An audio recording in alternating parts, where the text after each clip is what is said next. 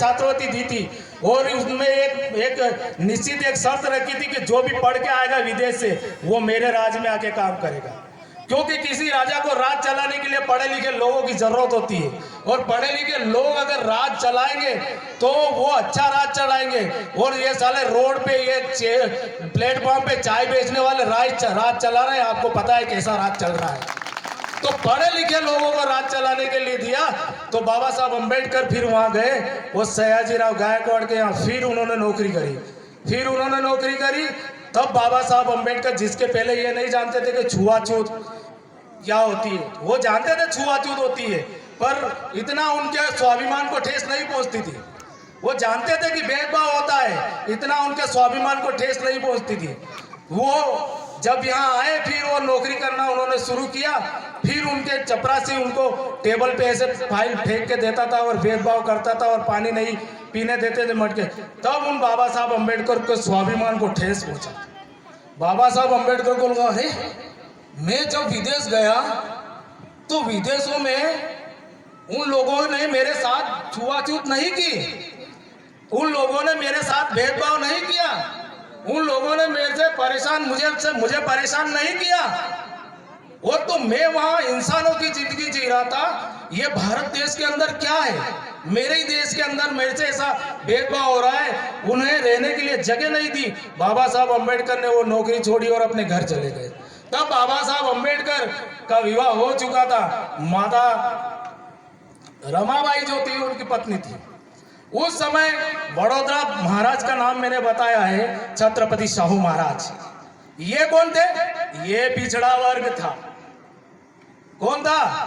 पिछड़ा वर्ग के महाराज थे। सयाजी साहू महाराज ने बाबा साहब अम्बेडकर के घर गए और माता रमाई से कहा उन्होंने कि बहन रमा, एक काम कर, तुम चाय पिला पहले मुझे। और चाय पी बाबा साहू महाराज है, छत्रपति साहू जी महाराज, शिवाजी महाराज के वंशज। चाय पीने के बाद से साहू जी महाराज ने बाबा साहब अम्बेडकर को 5,000 रुपए निकाल के दिए। कितने? 5,000। और कहा कि अम्बेडकर, मैंने तेरी आंखों के अंदर, तुम्हारी आंखों के अंदर ये जो SC ST के दलित, जो जिसे भलाई चमार, बरगंडा, धोबी, नाई, काजी कुमार, ये जो लोग हैं, इन लोगों का नेता देखा है। मैं चाहता हूं तू और विदेश जा और अच्छी पढ़ाई करके आ और इन लोगों का, इन मधुवादियों से छुटकारा दिलाने के लिए इनके लिए संघर्ष कर। मैंने तेरे आंखों के अंदर एक नेता देखा है। 5,000 रुपए छत्रपति साहू महाराज ने उनको दिए। फिर बाबा साहब अम्बेडकर फॉरेन गए और एजुकेशन के लिए गए और पढ़ लिख के आए। 5,000 रुपए देने वाला आदमी छत्रपति साहू महाराज, OBC, पिछड़ा वर्ग। हमारे पढ़े लिखे लोगों को ये जानकारी नहीं है। तब बाबा साहब अम्बेडकर वहां से पढ़ लिख कर आए और उस समय भारत के अंदर अंग्रेज नहीं आया, जिसके पहले एक कानून चलता था, जिसको मैंने आलोट में जब मैंने भाषण दिए थे वहां मैंने कहा था BPC। वहां पे लोगों ने उसका फुल फॉर्म जाना ही नहीं, ना ही मुझसे कहा BPC क्या होता है। BPC होता है ब्राह्मण पीनल कोड। ब्राह्मण पीनल कोड के तहत पहले कानून चलता था। गले में हंडी, पीठ पीछे झाड़ू और पैरों में घुंघरू बांध दिए जाते थे। BPC के जो कानून चलते थे, अंग्रेज सबसे पहले आया और अंग्रेज ने इंडियन पीनल कोड लागू किया। इंडियन पीनल कोड, भारतीय दंड संहिता का कानून लागू किया। ब्राह्मण दंड संहिता कानून लागू नहीं, इंडियन पीनल कोड। देखना अंग्रेज की उपलब्धि। अंग्रेजों ने आपके लिए स्कूल खुलवाए, जिसके अंतर्गत बाबा साहब भीमराव अम्बेडकर जैसे महान क्रांतिकारी लोग आए। अंग्रेजों के उस समय जब बाबा साहब अम्बेडकर विदेश पढ़ रहे थे, अंग्रेजों ने आपको सती प्रथा से मुक्त कराया, दासी प्रथा से मुक्त कराया, छुआछूत भेदभाव को उन्होंने बहुत ध्यान से देखा। आपके लिए कई अधिकार, कई ऐसे अधिकार और हक और हुकूक दिया जिससे आप लोग पढ़ लिख सके। तो इस देश के अंदर भारत छोड़ो आंदोलन क्यों चला? हम यहां आ रहे।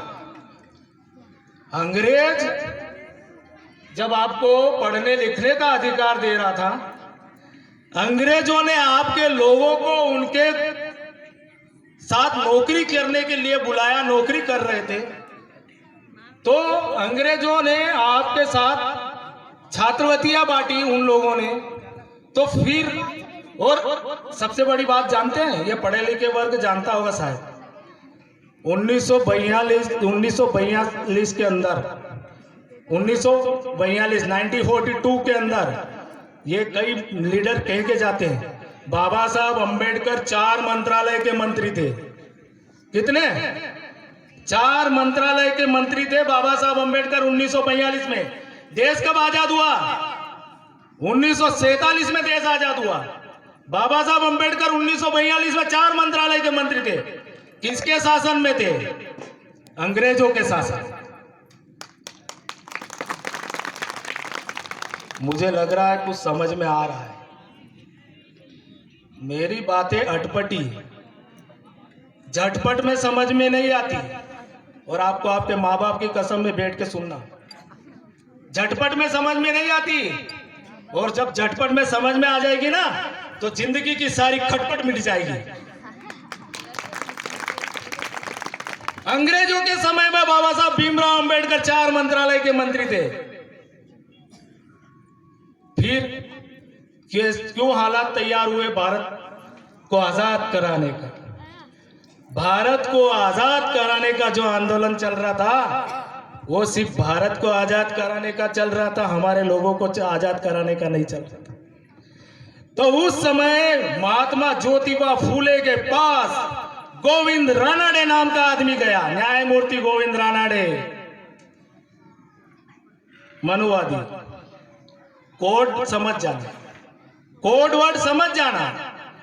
गोविंद रानाडे नाम का आदमी महात्मा फूले के पास गया और महात्मा फूले के से उसने जाके कहा कि फूले, तुम शिक्षित आदमी हो, तुमने इस बहुजन मूल निवासी लोगों के साथ कितना ही अच्छा काम किया, तो एक काम करो, ये भारत छोड़ो आंदोलन जो हम चला रहे हैं ना, इसमें आप साथ दो, और आपके साथ सहयोग से हम बहुत जल्द आजाद हो गए। तो महात्मा ज्योतिबा फूले ने क्या कहा? महात्मा ज्योतिबा फूले ने कहा कि अरे गोविंद रानाडे, ये जो आंदोलन चल रहा है, ये तो सेठ जी भट्ट जी के आजादी का आंदोलन है, हमारे मूल निवासी लोगों के आजादी का आंदोलन नहीं है। जा, मैं नहीं आता तेरे इस आंदोलन में, मैं मेरे लोगों की लड़ाई लड़ूंगा। तीन कम्युनिटी लड़ाई लड़ रही थी सर आंदोलन के लिए। हम अंग्रेजों को है ना बहुत खतरनाक तरीके से देखते हैं, ये टोपी वाले दाढ़ी वाले है ना, इनको भी ऐसा देखते हैं कि साला ये सबसे बड़ा दुश्मन हमारा यही है। पर टोपी वाले दाढ़ी वाले के बाप दादा ने बाबा साहब भीमराव अंबेडकर और हमारे महापुरुषों का साथ दिया, तो आज हम यहाँ बोल रहे हैं, नहीं तो बोलने की ताकत नहीं होती। तो गोविंद रानाडे को महात्मा ज्योतिबा फूले ने कहा, जा गोविंद रानाडे, ये जो आंदोलन तुम भारत छोड़ो आंदोलन चला रहे हो ना, ये आंदोलन मेरे मूल निवासियों को आजाद कराने का आंदोलन नहीं है, ये आंदोलन तो तुम्हारे सेठ जी और भट्ट जी के आजादी का आंदोलन है। फिर आगे जो दूसरा एक कांग्रेस का बहुत बड़ा लीडर था, उसका नाम था तिलक। जो तिलक जो थे ना, वो गए उनके पास, महाराज छत्रपति साहू महाराज के पास। वो छत्रपति महाराज के पास जब तिलक गया, वो तिलक ने कहा, राजा हो तुम ये भारत छोड़ो आंदोलन में आ जाओ, अगर भारत छोड़ो आंदोलन में आप आते हो तो हम बहुत जल्द आजाद होते थे, अगर किसी का दिमाग खराब हो रहा है तो बोल दीजिएगा। तो तिलक के साथ साहू जी महाराज नहीं गए। लाला लाजपत राय विदेश में पढ़ रहा था, वो भी वकालत कर रहा था, बाबा साहब अम्बेडकर के पास गया, और लाला लाजपत राय ने बाबा साहब अम्बेडकर से कहा, अम्बेडकर तुम बहुत पढ़े लिखे विद्वान व्यक्ति हो, तुम इस आज़ादी के आंदोलन में आ जाओ, हम बहुत जल्द आज़ाद हो जाएंगे।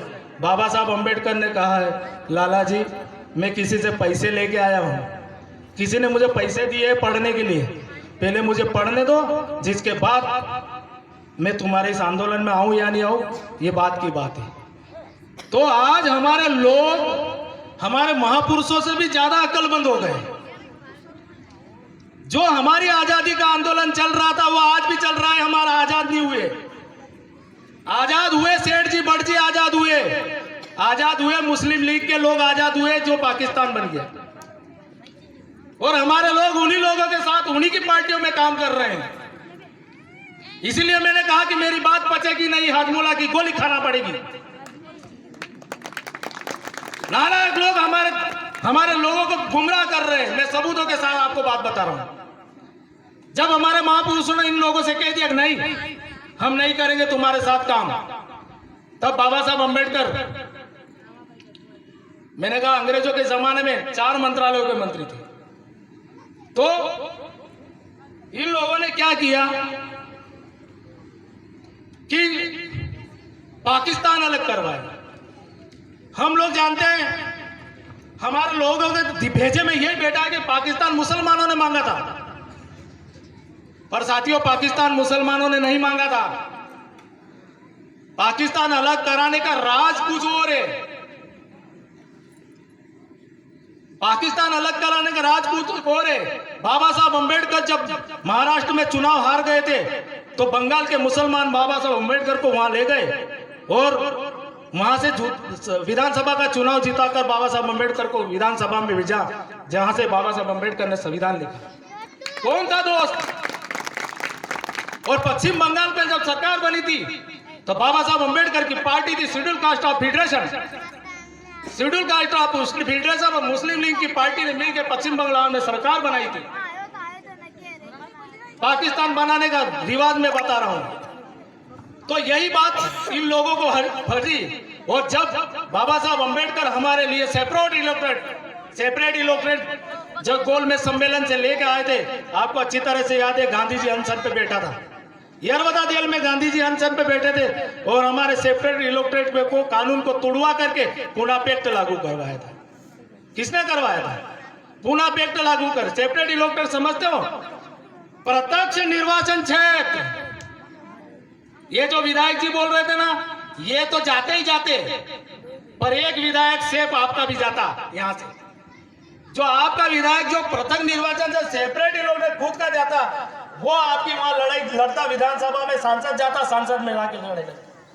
सेपरेट इलेक्टोरेट खत्म किया, जिसको 2 वोट देने का अधिकार था हमारे लोगों को, वो जिसके बाद उन्होंने ज्वाइंट इलेक्टोरेट लागू करवाया पूना पैक्ट के माध्यम से। और पूना पैक्ट के माध्यम से ज्वाइंट इलेक्टोरेट लागू करवाया, तो ये पूना पैक्ट के लागू हुआ। और बाबा साहब, बुरा ना मानिएगा, बाबा साहब अंबेडकर ने तुरंत कहा कि इस पूना पैक्ट से दलाल और भड़वे पैदा होंगे, ये आपकी लड़ाई नहीं लड़ सकते। ज्यादा हाँ, तो मेरा 10 मिनट और सुन लीजिए, तो मैंने कहा ना नहीं बचेगा किसी को 10 मिनट। तो मैं बता देना चाह रहा हूं कि 15 अगस्त 1947 को हम लोग आजाद नहीं हुए साथियों। 14 अगस्त 1947 को मुस्लिम लीग आजाद हुआ, मुसलमान आजाद हुए, पाकिस्तान बना। 15 अगस्त 1947 को सेठ जी और भट्ट जी आजाद हुए, भारत आजाद हुआ। और 16 अगस्त 1947 को अन्ना भाऊ साठे, हम हमारे मूल निवासी बहुजन